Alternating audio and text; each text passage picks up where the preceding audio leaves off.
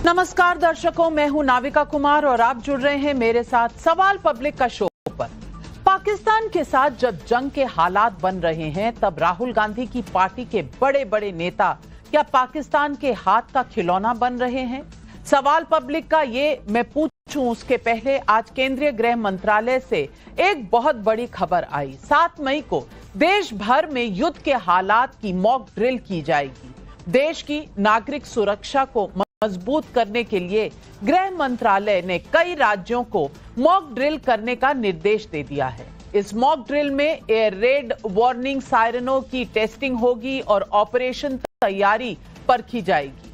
छात्रों समेत आम नागरिकों को हमले की स्थिति में खुद को सुरक्षित रखने की ट्रेनिंग देना इस मॉक ड्रिल में शामिल होगा। ब्लैकआउट की तत्काल व्यवस्था, रात में रोशनी छिपाने की तैयारी परखी जाएगी। देश के जरूरी प्रतिष्ठानों और संयंत्रों की समय रहते सुरक्षा करना इस मॉक ड्रिल के उद्देश्यों में शामिल होगा। इवैक्यूएशन प्लान की समीक्षा और उसका रिहर्सल भी किया जाएगा। मतलब ये रणनीतिक तैयारी स्पष्ट संकेत है कि भारत अब आतंकिस्तान से आर पार के लिए पूरी तरह मन बना चुका है। वैसे 7 मई को देश भर में मॉक ड्रिल से पहले पंजाब के फिरोजपुर से सटे बॉर्डर पर इसका ट्रेलर रविवार शाम को दिख ही गया था। देखिए और सुनिए। महत्वपूर्ण ब्लैकआउट अभ्यास जो है वो शुरू हो चुका है। रात 9 बजे से 9:30 बजे तक छावनी क्षेत्र में सभी लाइटों को बंद कर दिया गया है, जो एक महत्वपूर्ण तैयारी अभ्यास का हिस्सा है। आप देख सकते हैं कि आज रात की गंभीरता जो है वो इस ब्लैकआउट में साफ दिखाई दे रही है कि कुछ ही पलों में जो ये शहर है जो लगातार लाइट्स के साथ जगमगा रहा था, इस समय वो बिल्कुल शांत है। मेरी सहयोगी पवित्र की ये रिपोर्ट फिरोजपुर से कल रात को ही आ गई थी और ये तैयारियां गंभीर और युद्ध की तरफ इशारा करती हुई हैं। भारत और पाकिस्तान के बीच जब ये परिस्थितियां बन चुकी हैं तब पाकिस्तान मसले पर सरकार का साथ देने के वचन दे चुके राहुल गांधी की पार्टी के नेता हवाई जहाज के खिलौने पर नींबू मिर्ची बांधकर सरकार को राफेल पर ललकार रहे हैं। इससे और कुछ हो ना हो, लेकिन पाकिस्तान को प्रोपेगेंडा का एक और वीडियो जरूर मिल गया जो उनकी न्यूज चैनल्स पर चल भी रहा है। सवाल पब्लिक का है कि कांग्रेस को राफेल से मिर्ची लगी या मोदी से? आखिर पाकिस्तान को मौका क्यों दे रहे हैं राहुल गांधी के सिपाहसार? आज इससे पहले कि डिबेट शुरू करूं, फैक्ट शीट आपके सामने। ये मैंने नहीं बांधा है, ये देश के रक्षा मंत्री ने, आपको ध्यान होगा कि जब राफेल हिंदुस्तान के पास आया, जब रक्षा मंत्री जी गए थे तो उन्होंने नींबू मिर्चा बांधा था और नींबू मिर्चा सरकार ने बांधा है। मैं तो वही बता रहा हूं, को याद दिला रहा हूं कि नींबू मिर्चे कब हटेंगे और ये राफेल अपना कब काम करेगा। ये देश की जनता जानना चाहती है। जो परिवार शहीद हुआ, उसकी पत्नी, उसके बच्चे, उसके माँ बाप जानना चाहते हैं कि ये राफेल नींबू मिर्चा बांधने के लिए आया है या अपना काम करने के लिए। यूपी कांग्रेस के अध्यक्ष अजय राय को न गंगा एक्सप्रेसवे पर राफेल का टचडाउन दिखा, न बॉर्डर तक राफेल की उड़ान से कांप गए पाकिस्तान की हालत दिखी।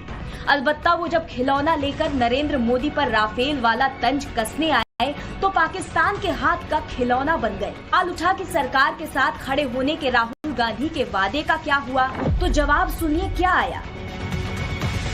ये नींबू मिर्चा तो रक्षा मंत्री जी अपने हाथ से बांधे हुए हैं ना। ये मेरा बयान जो कल का है वह मैंने सांकेतिक दिखाया कि ये देखिए जहाज जो नींबू मिर्चा बांधकर खड़ा है, ये रक्षा मंत्री जी, देश के रक्षा मंत्री राजनाथ सिंह जी ने, उन्होंने बांधा हुआ है। कांग्रेस अभी गायब पोस्टर वाली कंट्रोवर्सी से उबरी भी नहीं है। और तो और आतंकियों पर भारतीय सेना की सर्जिकल स्ट्राइक को तो कांग्रेस का इकोसिस्टम आज तक स्वीकार नहीं कर पाया है। आज तक मैंने तो पता नहीं चला मुझे तो कहाँ स्ट्राइक हुए हैं, कहाँ बंदे मारे गए थे उस समय, कहाँ वहाँ पाकिस्तान में हुआ था। हमारे देश में आकर कोई बम गिरे पता नहीं चलेगा। कहते जी पाकिस्तान में हमने सर्जिकल स्ट्राइक किए थे, कोई कुछ नहीं हुआ, कहीं नहीं दिखे सर्जिकल स्ट्राइक, किसी को नहीं पता चला।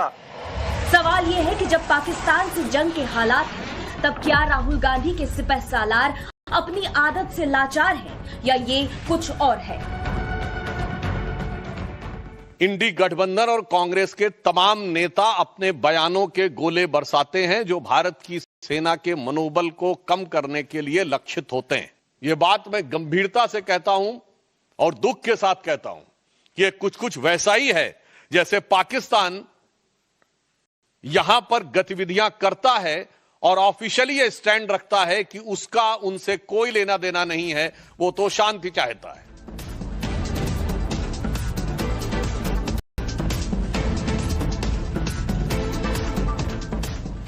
तो आज सवाल पब्लिक का है।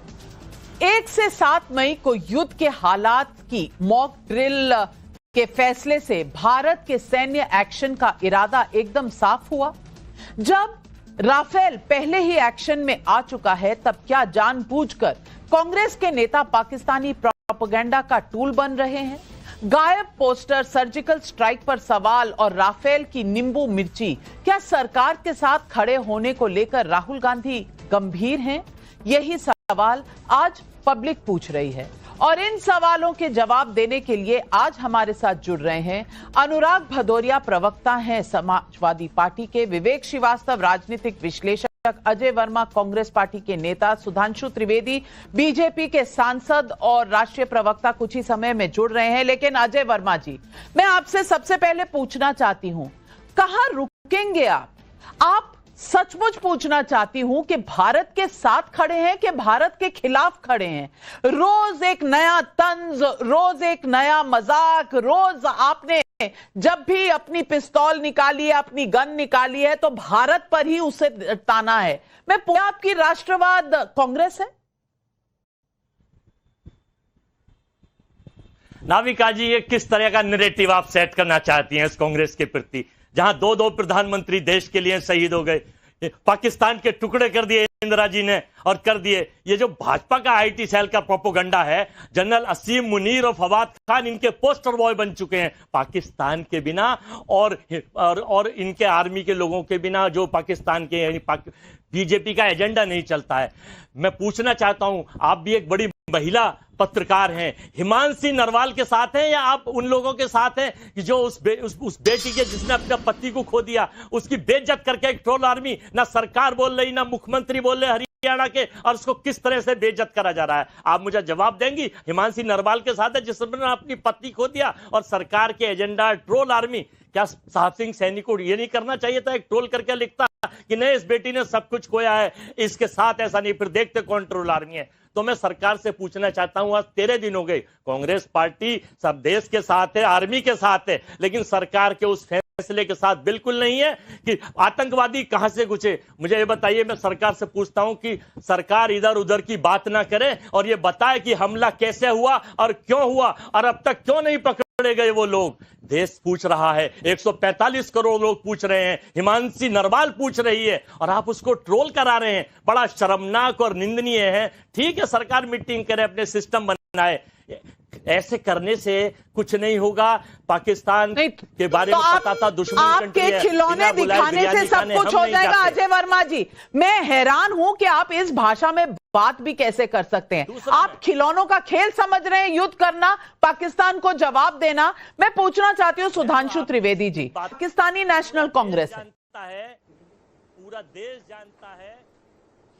देखिए, मैं एक मामले में कहना चाहूंगा कि जो कांग्रेस के प्रदेश अध्यक्ष ने किया अजय राय ने, उससे पहले चन्नी साहब बोल चुके हैं, उससे पहले सिद्धारमैया कर्नाटक के सीएम। मैं विनम्रता और चुनौती से पूछता हूं अजय वर्मा जी से कि एक नहीं दर्जन भर आपके नेताओं के बयान पाकिस्तानी मीडिया में सुर्खियां बने हुए हैं। पाकिस्तान के एक नेता का बयान बताइए जो भारत के पक्ष में और वहां की सेना खिलाफ आ रहा हो। पाकिस्तान की सेना जो इतनी इनकॉम्पिटेंट और पॉलिटिकली मोटिवेटेड सेना है, इसके बावजूद पाकिस्तान का एक भी नेता, चाहे सत्ता पक्ष का हो या प्रतिपक्ष का, अपनी सेना का मनोबल नहीं गिरा रहा है। मगर भारत में भारत की सेना का मनोबल गिराने के लिए आप जैसे लोग खड़े हुए हैं। मैं चैलेंज करके पूछता हूं, आपके नेताओं के बयानों को कोट किया जा रहा है, वहां का कोई नेता बताइए। इस दृष्टि से कम पाकिस्तान भारत से मजबूत है। मैं पुनः कहना चाहता हूं। इस दृष्टि से पाकिस्तान भारत से मजबूत है कि वहां पॉलिटिकल क्लास एकजुट है, वहां की सेना के साथ यहां का पॉलिटिकल क्लास मौका ढूंढता है। और वहां साल पुराना बयान है जो कहता है कि बीजेपी जैसे बुरे लोग ही हिंदुस्तान में नहीं हैं। कुछ पत्रकारों का भी नाम लेता है, फिर कहता कांग्रेस पार्टी जैसे लोग भी हैं जिन्होंने सीधे सीधे कह दिया है कि आप पाकिस्तान के ऊपर जो एलिगेशन इल्जाम लगाते हैं वो गलत है। ये कौन बोल रहा? हाफिज सईद, जो आज यूनाइटेड नेशंस के द्वारा डिजिग्नेटेड टेररिस्ट है। मेरे भाई, आप जो कह रहे हैं मजाक उड़ाने की बात, इसी ईस्टर्न यूपी में गंगा एक्सप्रेसवे के ऊपर रफाल ने उड़ान भरी, जिसे पाकिस्तान डरी हुई नजर से देख रहा था। और उस रफाल का मजाक उसी गंगा के छोर पर पूर्वी उत्तर प्रदेश पे बैठकर ये नींबू मिर्ची लगाकर जो कहने का प्रयास कर रहे हैं। हाँ, मैं कहता हूं नींबू मिर्ची का प्रयोग किया जाता, हमारे यहां एक मान्यता है बुरी नजर से बचाने के लिए। पर आज भारत की सेना को बुरी नजर लगने की खतरा है। बिल्कुल, हमारे रक्षा मंत्री जी ने उस पर स्वास्तिक का चिन्ह भी बनाया था। हम बिल्कुल कहना चाहते हैं ये धार्मिक पक्ष भारत की सेना में होता है। ऑफिशियली धार्मिक गुरु अपॉइंट होते हैं जो हर सैनिक की धार्मिक भावनाओं के अनुसार पूजा पाठ करके उसके जो भी शगुन अपशगुन वो मानता है उसके अनुसार पूजा पाठ करके उसे युद्ध में भेजते हैं। और फिर भी अगर आपको स्वास्तिक के ऊपर आपत्ति है तो भारत की सेना की तमाम ऐसी रेजिमेंट्स है जिनके युद्ध उद्घोष शुद्ध धार्मिक है। गलवान में हमारे शहीद होने वाले जो सैनिक थे, बिल्कुल सही कह रहे हैं, जिसका युद्ध उद्घोष है बजरंग बली की जय। गढ़वाल रेजिमेंट का युद्ध उद्घोष है बद्री विशाल की जय। गोरखा रेजिमेंट का युद्ध उद्घोष है आयोरी गोरखाली जय महाकाली। आप उसका भी मजाक उड़ाएंगे? अरे मेरे विचार से कुछ तो शर्म करिए साहब। युद्ध के इस मौके पे दुनिया में कोई ऐसा देश नहीं होता है जो अपनी सरकार के खिलाफ बोल रहा हो जैसे ये लोग बोल रहे हैं। बहुत बड़ी बात कह रहे हैं सुधांशु त्रिवेदी जी। और ये किसी भी हिंदू चिन्ह से इनको कितनी दर्द है वो तो सबको पता ही है। अब मर्ज इनका क्या है ये पूरी दुनिया देख चुकी है। लेकिन मैं पूछना चाहती हूं अनुराग भदौरिया जी आपसे, अगर नींबू मिर्ची लगाई जाती है किसी भी अस्त्र पर, शस्त्र पर, राफेल पर, तो इसलिए कि बुरी नजर ना लगे क्योंकि उसमें हमारे सैनिक होते हैं और उनकी लंबी आयु की हम प्रार्थना करते हैं, इसमें गलत क्या है? और मैं ये भी पूछना चाहती हूं, आप तो इस सरकार के साथ थे ना, आप तो सपोर्ट कर रहे थे 2008 में जब 26/11 हुआ तो कितने इन्होंने निकाल लिए थे प्लेन, कितने भेज दिए थे पाकिस्तान, जो आज ये खड़े होकर सवाल पूछ रहे हैं। वहां पर फली मेजर जो एयरफोर्स के चीफ थे चिट्ठियां लिख रहे। देखिए, भारतीय जनता पार्टी और भारतीय जनता पार्टी की सरकार को सबसे पहले ही सर्वदलीय बैठक में सारे विपक्ष ने मिलकर कह दिया था ये जो 26 हम लोग के लोग शहीद हुए हैं, जिनकी मौत हुई है हमारे देश के लोगों को, जो दरिंदे आए थे पाकिस्तानी आतंकी, उनका खात्मा कीजिए, हम आपके साथ खड़े हैं। तो हमने सोचा आज भारतीय जनता पार्टी के प्रवक्ता यहां पे जब प्रेस करने आए थे तो मैंने सोचा कि शायद आज ये कहें कि हिमांशु नरवाल के साथ जिस तरह का अभद्र भाषा का इस्तेमाल हो रहा है, जिनके पति शहीद हुए हैं, उन पे कार्रवाई करने के लिए प्रेस करने आए हैं। शायद ये इस बात पे बताने के लिए आए हैं कि उन्होंने जो हमारे दरिंदे आतंकी आए थे उनका खात्मा कर दिया। शायद ये बताने आए हैं यहाँ पे कि हमारे जो किसकी नाकामी की वजह से या किसकी सिक्योरिटी लैब्स की वजह से, कौन अधिकारी की नाकामी की वजह से वो हमारे अंदर आ गए, शायद ये बताने के लिए आए थे। तो बाद में पता चला ये तो विपक्ष पे टारगेट करने के लिए आए हैं, प्रेस करने के लिए। अरे प्रभु, हाथ जोड़ के निवेदन है, आपको टारगेट पाकिस्तान को करना है, लेकिन आप टारगेट विपक्ष पे कर रहे हो, चिंता की बात है। अरे वो आपने जरा सा भी नहीं सोचा, हिमांशु नरवाल, वो एक लड़की हमारी बहन, उसने सही बात क्या बोल दी, उसने अच्छी बात क्या बोल दी, हिंदुस्तान की एकता की क्या बात बोल दी कि सारे ट्रोलर उसके पीछे पड़ गए और आप एक शब्द उसके बारे में बोलने को तैयार नहीं हो। भाई उसका हस्बैंड भी तो यही इसी फौज का है, वही तो नेवी में था, वो भी तो शहीद हुआ। क्या उसकी कोई वैल्यू नहीं है? उसके बारे में बोलते ना जो ट्रोलर हैं, उनके बारे में पता लगा ये कौन है और उन पे कार्रवाई कीजिए, जेल भेजिए, तब तो अच्छा लगता ना कि आप देश की बात करने आए। अच्छा लगता आप बोलते कि विपक्ष हमारे साथ खड़ा है, विपक्ष ने सारे अधिकार हमें दिए हैं, आप आगे बढ़ो, मैं आपके साथ खड़े हैं। अच्छा लगता कि आप बता विपक्ष एक मुंह से अधिकार देता है और दूसरे मुंह से दूसरे ही दिन सरकार के खिलाफ खड़ा हो जाता है। और वो पक्ष जो हमेशा डिनायल में रहा कि हिंदू प्रोफाइलिंग तो हुई नहीं थी, पूछा ही नहीं गया था क्योंकि आतंकवाद का तो धर्म नहीं होता, उन्हें आज ये बातें कहां से आ रही हैं ये मुझे समझ नहीं आ रहा। लेकिन सुधांशु जी जवाब दीजिए। अरे बोलने तो दीजिए। कितना बोलेंगे भाई? देखिए, विपक्ष जो ये कहता है, जो मैंने प्रेस कॉन्फ्रेंस में कहा था, पुनः रिपीट करता हूं।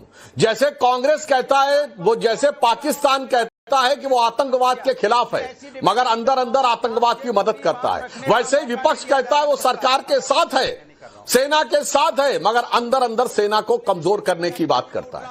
बहुत साफ है। और मैंने एक बात पूछी अनुराग भदौरिया, जवाब दे रहे हैं, काउंटर के लिए आऊंगी ना, इतने उतावले क्यों हो रहे हैं? आपने पाकिस्तान थोड़ी जाना है। जो नहीं, इतने काहे उतावले हो रहे हैं? आपने 90 सेकंड बोला, 60 सेकंड का ओपनिंग है, 60 सेकंड का ओपनिंग है, 90 सेकंड बोल चुके हैं। अन्याय कर रही हैं आप, सत्ता दल के साथ जाकर छोड़िए, इनकी बात क्या रखने देनी है? क्या बात है? सत्ता दल के शर्म नहीं आनी चाहिए इनको, जिस प्रकार की बात कर रहे हैं। मेरी एक बात का जवाब दे दे, नहीं तो इनका आपने इल्जाम लगाया, अब वो जवाब दे रहे हैं। 3 वर्सेस 1 रखा है, अब भी मैं अन्याय कर रही हूँ। मीडिया में सुर्खियां बटोर रहे हैं, आपने उसकी निंदा क्यों नहीं की? 1 नहीं है, ये सारा वर्सेस 1 है। ये पूरा एक ही आदमी को बोलना है, आपको बीजेपी को ही बुलवाना है। क्यों हम लोग को बेवकूफ बनाती है आप? पूरे हिंदुस्तान को क्यों बेवकूफ बना रहे हैं आप? 3 वर्सेस 1 है। आपको समझ नहीं आ रहा। चलिए आप मुझे डराने धमकाने की कोशिश मत करिए। नाविका जी एक रीजनल पार्टी है, नेशनल मामले में इनका लोकल स्टैंडिंग क्या है? नहीं, एकमात्र कांग्रेस और कम्युनिस्ट तो कम से कम नेशनल पार्टी है, तो नेशनल पार्टी है नहीं।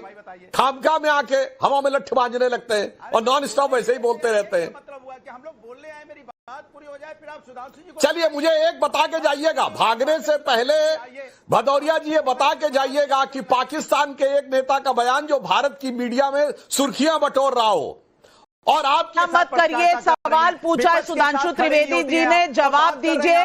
45 सेकेंड आपका टाइमर शुरू होता है। अब सत्ता दल का डमरू बजाऊंगी, चली जाऊंगी। बताइए आप, डमरू सत्ता दल का, ये तो ठीक नहीं है। सत्ता दल का डमरू आपको बजाना तो बजाइए आप, हम लोग भी आपके साथ हाँ बोल दिए, हाँ करिए, सब लोग हाँ कर देंगे।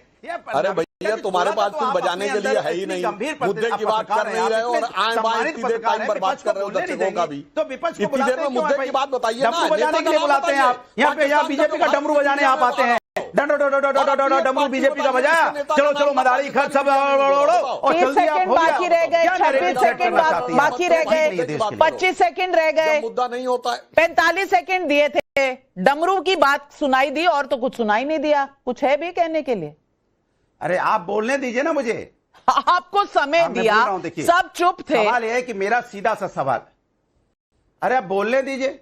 पता ही नहीं चल रहा आप कब समय दे रही हैं, कब समय ले रही हैं। भैया ये तो भगवान, आप तो ऐसा हो गए अंतर्यामी, छू मंत्र समय गायब। अरे बोलने दीजिए ना, आप बोल दीजिए कि आपको 50 सेकंड बोला, मैं बोलूंगा। उधर से आवाज आ रही थी तो मैं कैसे समझूंगा कि आपने मुझे समय दिया कि नहीं दिया? ठीक है, सवाल यह है नाविका जी, इस देश के अंदर में जिम्मेदारी सरकार की है, और सरकार को बार बार हम कह रहे हैं, सरकार आप आगे बढ़िए, आप हमें टारगेट मत कीजिए, विपक्ष को टारगेट मत कीजिए।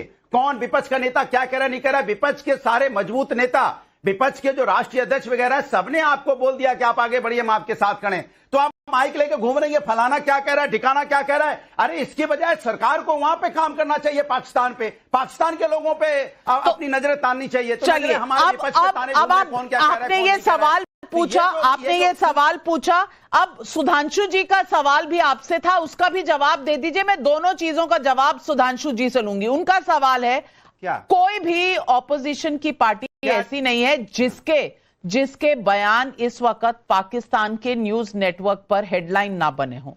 क्यों लीजिए, लेकिन आपको मैं डिबेट रीरेल करने का बिल्कुल भी लाइसेंस नहीं दूंगी। लेकिन सुधांशु त्रिवेदी जी, जवाब आप दे दीजिए जो अनुराग भदौरिया जी ने सवाल उठाया उस पर। और अनुराग भदौरिया, मैं आपका फेडर कर रही हूं। भदौरिया जी ने कहा कि अगर पाकिस्तान में सुनिए, भदौरिया जी ने कहा कि पाकिस्तान में कुछ बोला जाता है तो क्या उससे भारत पे प्रभाव पड़ता है? हमारा मानना है बिल्कुल प्रभाव नहीं पड़ता, मगर आपका मानना है प्रभाव पड़ता है। मणिशंकर अय्यर ने जाकर वहां कहा था कि आप लोग मोदी को हटाने में मदद करिए, कहा था कि नहीं? बोलो हां या ना।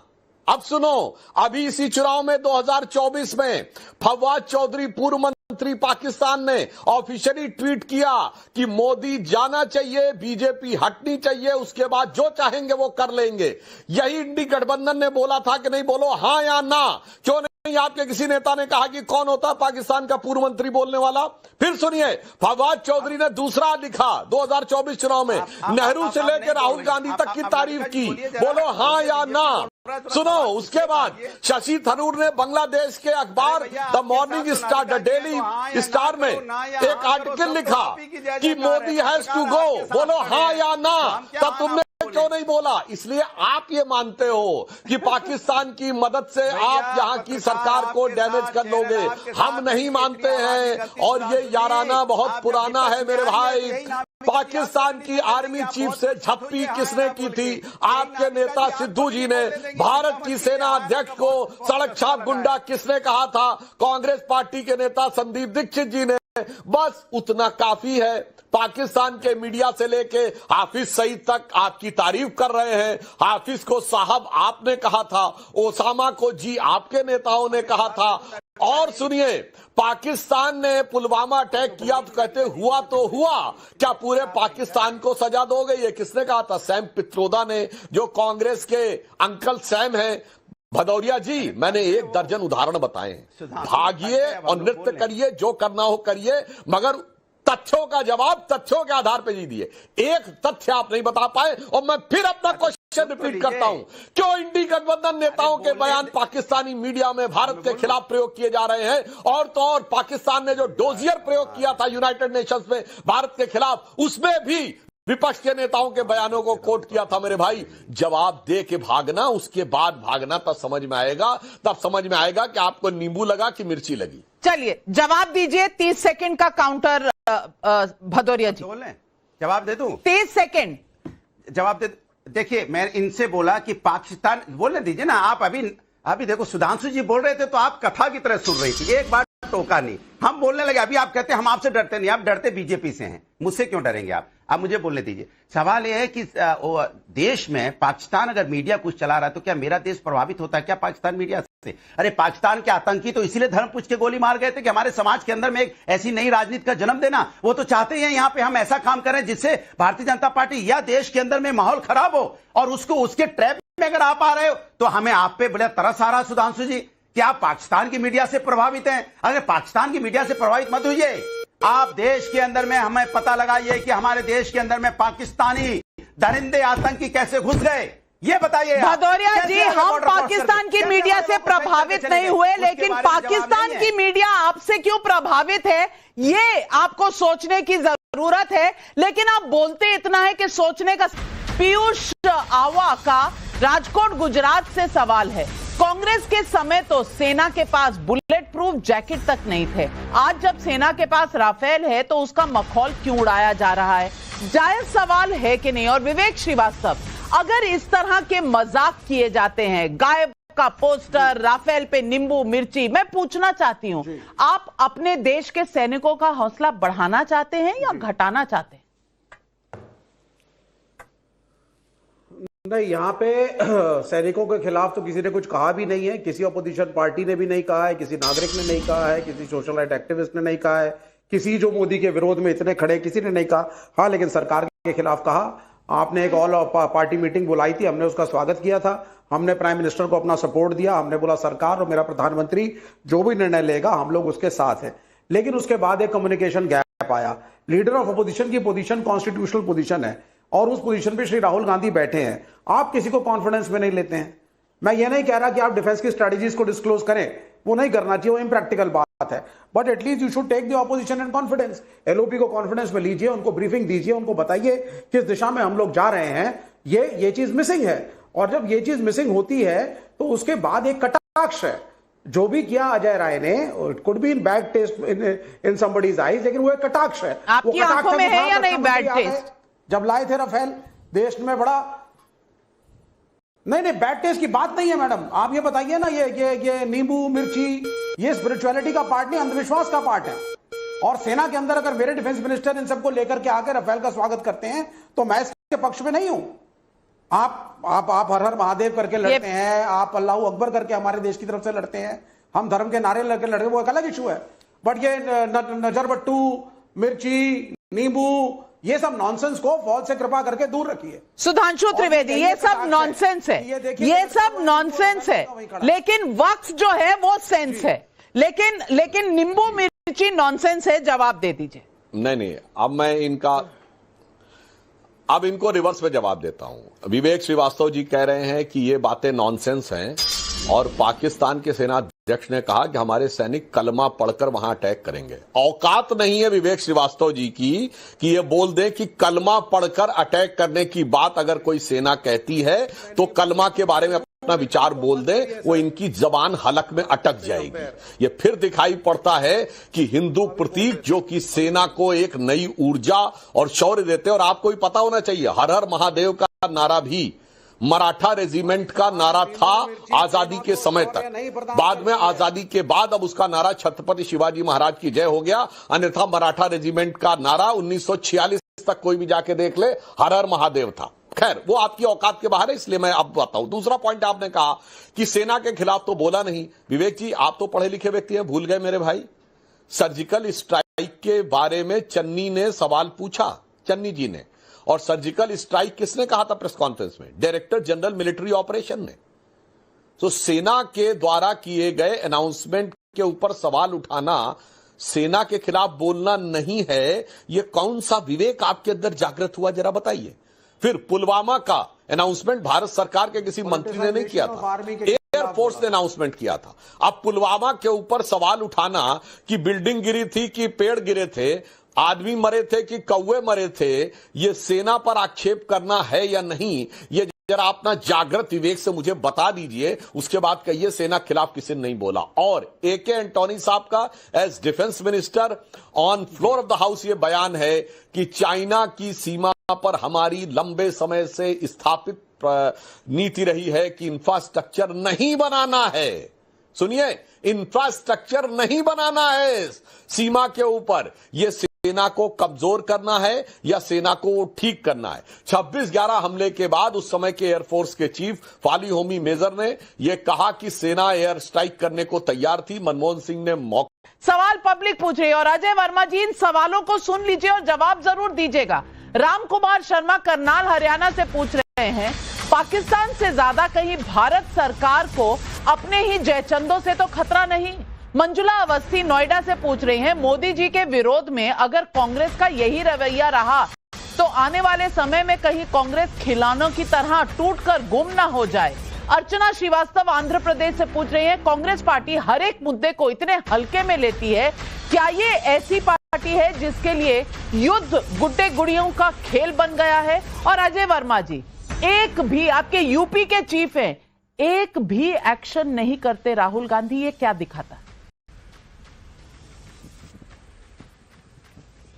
नाविका जी, बिन बुलाए बिरयानी खाने देश के प्रधानमंत्री जैसे पद पर पाकिस्तान दुश्मन देश चले जाएंगे, रेड कार्ड लेने चले जाएंगे, रेड कारपेट। सुधांशु जी को ये नहीं दिखता है और 26/11 की घटना का जिक्र करेंगे, लेकिन जब होटल के बाहर प्रेस कॉन्फ्रेंस करने नरेंद्र मोदी जी पहुंच जाएंगे और सरकार पर और सेना पर सवाल उठाएंगे, तब उसको कोई नहीं पूछेगा। और फिर कहते हैं कि सीमा की सुरक्षा की जिम्मेदारी देश की सरकार की होती है। वो वीडियो भी शायद आपने सुना है, लेकिन चूंकि आपकी कान को वो सुनने की आदत नहीं है, ना आप हिमांशी नरवाल की महिला पुराना राग अलापने की आदत हो चुकी है। आज की बात आप करने से डरते हैं, आप सिर्फ खिलौनों का खेल जानते हैं। और आज हमने एक सर्वे किया, क्या कांग्रेस का राफेल वाला तंज भारतीय सेना के हितों के खिलाफ है? सैंपल साइज 70,000 लोग, 83% लोग कहते हैं कि ये भारत के खिलाफ है, 15% कहते हैं नहीं, कह नहीं सकते 2%।